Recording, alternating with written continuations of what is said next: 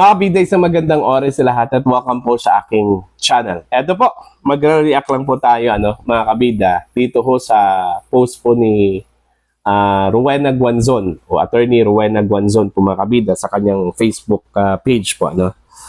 Ito po patungkol ho mga kabida kay Miss Eden Santos. Okay? Pero po kasing post ito hong DZMM Teleradyo.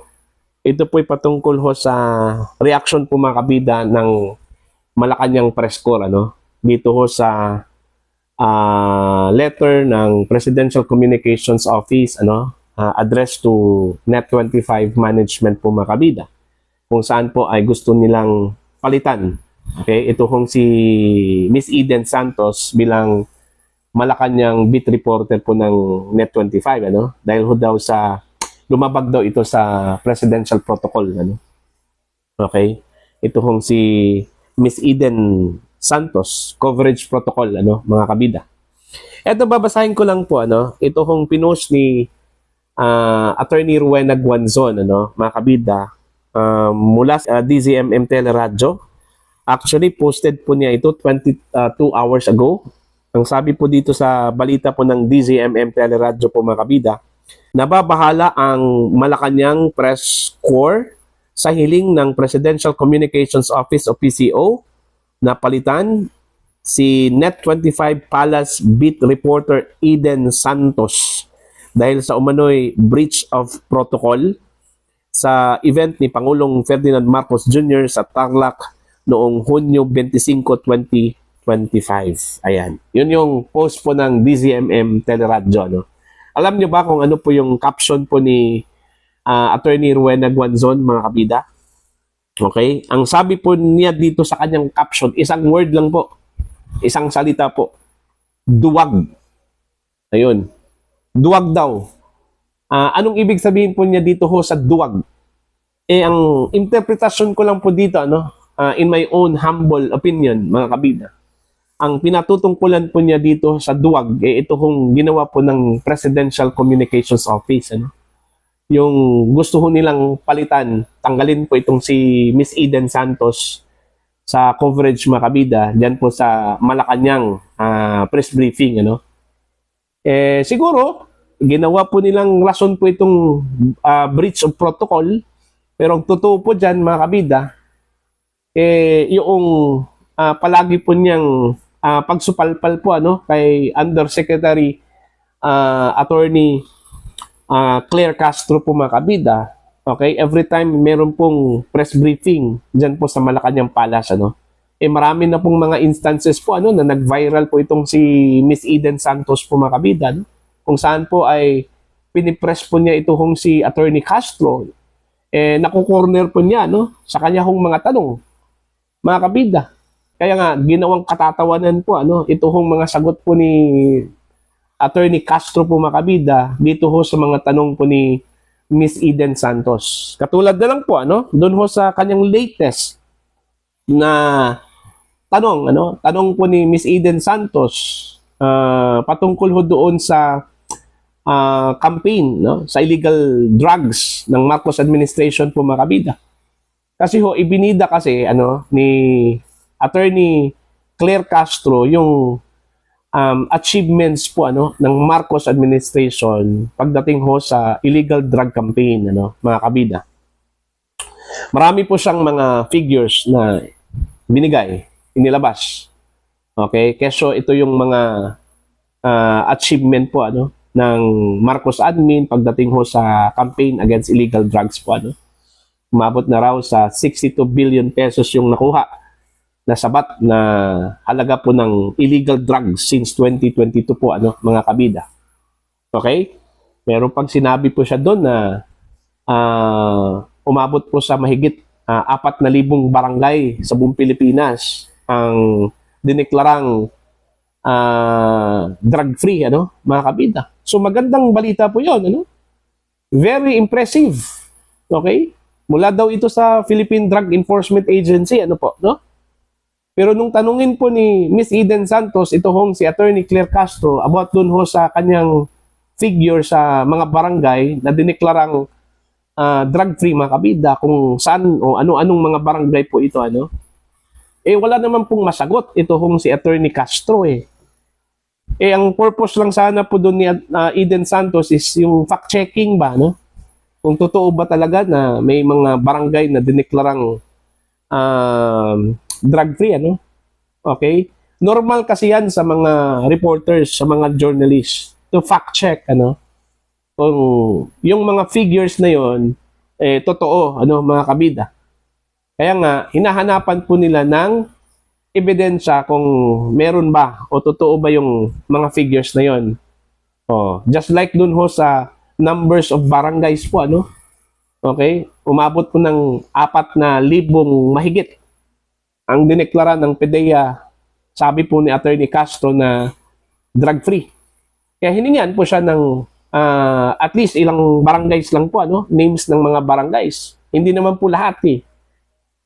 At least meron pong mga pangalan po ng mga barangay kung ano-ano po itong mga barangays na ito, ano? Mga kabida, wala po siyang masagot. Tapos sinigundahan po, ano, ni Eden Castro po, mga kabida, yung kanyang tanong. This time, patungkol naman po doon ho sa Reformation Center po, ano, na itinayo daw, mga kabida, ng Marcos admin. Okay? At I think umabot ata to ng mahigit 600, ano, na mga Reformation Center po, mga kabida, ano po. Nung tinanong po ni Miss Eden kung saang location ito hong mga Reformation Centers na ito, wala ding masagot ito hong si Attorney Castro. Kaya siguro, napahiya po, ano, itong si Attorney Castro doon ho sa tanong ko ni Eden Santos. Kasi ginawang, ano kasi yun eh, katatawanan sa social media eh. Yung mga tanong na yun, ano, mga kabida. Siguro, nainis, at yun, ang ginawang dahilan, mga kabida, ito hong breach of protocol, ano. Kung tutuusin po, mga kabida, pwede naman po sanang palagpasin po yun, ano. Unang-una, ang tanong po dito, binigyan ba ng due process ito kung si Miss Eden Santos ng PCO? Okay, dito ho sa kanyang breach of protocol. Okay? Pinagsabihan ba siya dito? Oy, wag mo nang gawin yan, Eden. Kasi sa susunod, ban ka na dito. Sinabihan ba siya nun? Pinagsabihan ba ito hong si Miss Eden? Meron bang reprimand mula sa PCO dun sa kanya hong ginawa, mga kabida? Yun yung tanong po dun eh.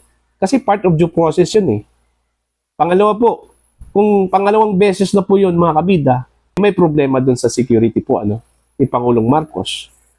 Dun ho sa Presidential Security Group kung bakit nakalusot ito hong si Miss Eden. Kasi alam naman po natin, higpit na higpit talaga ito hong PSG eh. Pagdating ho sa cordon po, mga kabida, no? Bakit nakalusot? Diba? So, there's a problem in terms of security, ano, mga kabida. Tapos biglang magpadala po ng sulat, ano, sa management po ng Net25 na palitan na po ito kung si Miss Eden. Sino ba ang PCO na mag-demand, ano? Kung tutuusin, discretionary po yan, mga kabida, ano, ng media company, ano? Hindi po ng Presidential Communications Office. Kasi ang trabaho lang po ng Presidential Communications Office, mga kabida, is to give information, ano? Magpalabas po ng impormasyon patungkol ho sa aktibidad po ng Pangulo at hindi ho mamili kung sino yung ilalagay po na representatives ng bawat media company dyan po sa Malacanang press briefing, ano? Okay? Kaya yun, ang sabi po ni Attorney Rowena Guanzon, duwag. Natakot. Kasi ayaw na siguro nilang makaharap itong si Miss Eden every time meron pong press briefing dyan po sa Malacanang, ano? Actually, hindi sana problema po yun, ano, mga kabida. Kung handa lang talaga itong si Attorney Castro sa kanyang mga sasabihin sa harap po ng mga media people, ano, mga kabida, no? Diba? Kung kompleto lang, siksik yung lahat ng impormasyon na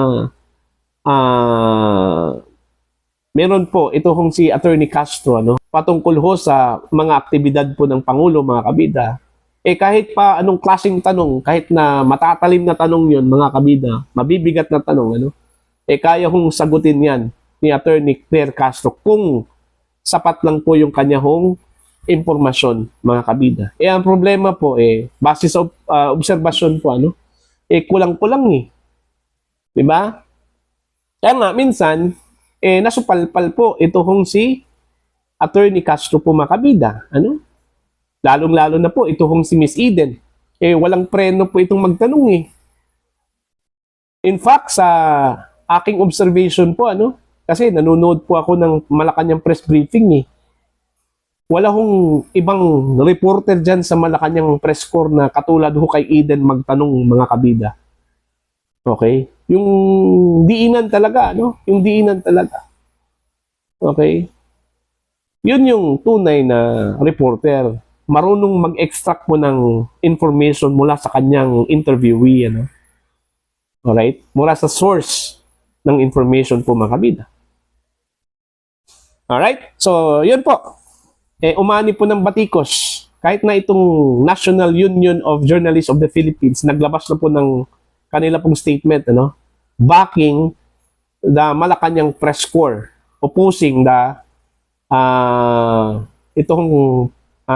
pagpapalit po, itong demand na palitan itong si Miss Eden Santos, mga kabida, as Malacanang beat reporter po ng Net25. Okay? So yan lang po, para po sa inyo, ano po ang inyong pananaw at opinion ho dito, please comment down, mga kabida.